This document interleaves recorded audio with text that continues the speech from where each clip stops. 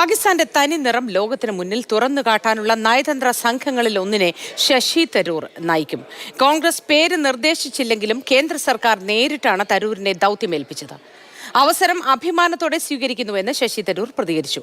അതിനിടെ പാർട്ടി ഔദ്യോഗികമായി നിർദ്ദേശിച്ചവരുടെ പേരുകൾ കോൺഗ്രസ് സമൂഹ മാധ്യമത്തിൽ പങ്കുവച്ചതോടെ അതൃപ്തി പരസ്യമായി. പാർലമെന്ററി കാര്യമന്ത്രി കിരൺ റിജ്ജു ആവശ്യപ്പെട്ട പ്രകാരം പ്രതിപക്ഷ നേതാവ് രാഹുൽ ഗാന്ധി നൽകിയ 4 പേരുകൾ ഇവയാണ്. മുൻ മന്ത്രി ആനന്ദ് ശർമ്മ, ലോക്സഭയിലെ deputy leader Gaurav Gogoi, Rajya Sabha MP Syed Nasir Hussain, Lok Sabha അംഗം രാജ ബ്രാർ എന്നിവർ. ഈ പേരുകളൊന്നും തന്നെ സർക്കാർ പരിഗണിച്ചിട്ടില്ലെന്നാണ് സൂചന. പാർലമെന്ററി കാര്യമന്ത്രി കിരൺ റിജ്ജു AICC അധ്യക്ഷൻ മല്ലികാർജ്ജുന ഖാർഗെയും വിളിച്ചിരുന്നു. ശശി തരൂരിന് പുറമെ മനീഷ് തിവാരിയെയും സർവകക്ഷി സംഘത്തിൽ ഉൾപ്പെടുത്തിയിട്ടുണ്ട്.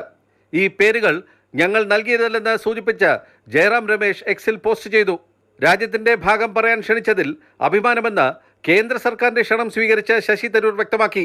രാജ്യ താൽപര്യം ഉൾപ്പെടുന്ന വിഷയത്തിൽ എന്റെ സേവനം ആവശ്യമെങ്കിൽ മാറി നിൽക്കില്ലെന്നും ജയ് ഹിന്ദ് എന്ന് പറഞ്ഞുകൊണ്ട് ശശി തരൂർ പോസ്റ്റ് ചെയ്തു. സർക്കാരിന്റെ നയതന്ത്ര നീക്കവുമായി സഹകരിക്കുമെന്ന് ജോൺ ബ്രിട്ടാസ് MP പ്രതികരിച്ചു. തരൂരിന്റെ കാര്യത്തിൽ കോൺഗ്രസിനെ വിശ്വാസത്തിലെടുക്കണമായിരുന്നുവെന്നും ബ്രിട്ടാസ് പറഞ്ഞു. ശശി തരൂരിന്റെ യോഗ്യതയെക്കുറിച്ച് എനിക്ക് ഒരു സംശയമില്ലെന്ന് മാത്രമല്ല, അദ്ദേഹം സ്വാഭാവികമായിട്ടും ഇത്തരത്തിലുള്ള ദൗത്യങ്ങളുടെ ഭാഗമാകുന്നത് അഭികാമ്യമാണെന്ന് വിശ്വസിക്കുന്ന ഒരാളും കൂടിയാണ്.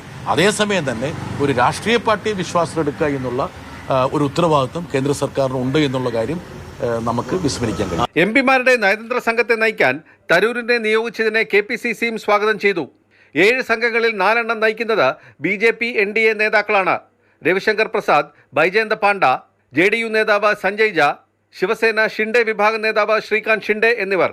പ്രതിപക്ഷത്ത് നിന്ന് ശശി തരൂരിന് പുറമെ NCP ശരത് പവാർ വിഭാഗത്തിലെ സുപ്രിയ സുലെ, DMK നേതാവ് കനിമൊഴി എന്നിവർ സംഘത്തലവന്മാരാകും. അതേസമയം ഗൗരവ് ഗൊഗോയിയെയും നാസിർ ഹുസൈനെയും സംഘത്തിൽ ഉൾപ്പെടുത്തുന്നതിനെതിരെ BJP രംഗത്തെത്തി. ഗൊഗോയുടെ ഭാര്യ ഇന്ത്യയിൽ താമസിക്കുമ്പോഴും പാക് NGOയുടെ പണം കൈപ്പറ്റിയിരുന്നുവെന്ന് അസം മുഖ്യമന്ത്രി ഹിമന്ത ബിശ്വ ശർമ്മ ആരോപിച്ചു. ഗൊഗോയ് പാകിസ്ഥാനിൽ 2 ആഴ്ച താമസിച്ചിരുന്നുവെന്നും അദ്ദേഹം പറഞ്ഞു. നാസിർ ഹുസൈൻ്റെ അനുയായിക്കെതിരെ പാകിസ്ഥാൻ സിന്ദാബാദ് വിളിച്ചതിന് കർണാടകയിൽ കേസുണ്ടെന്ന് BJP വക്താവ് അമിത് മാളവ്യ ആരോപിച്ചു. മാതൃഭൂമി ന്യൂസ്, ഡൽഹി.